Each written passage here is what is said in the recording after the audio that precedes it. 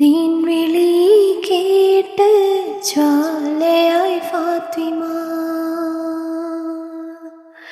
ധീരതയാലെ ശോഭിതം ഫാത്തിമ, ദൂതരെ തൂമൊഴിക്കുത്തരം ഫാത്തിമ, ദാനമായി ജീവിതം നൽകിയ ഫാത്തിമ, ആകെയും ലോകം വാഴ്ത്തിടും ഫാത്തിമ.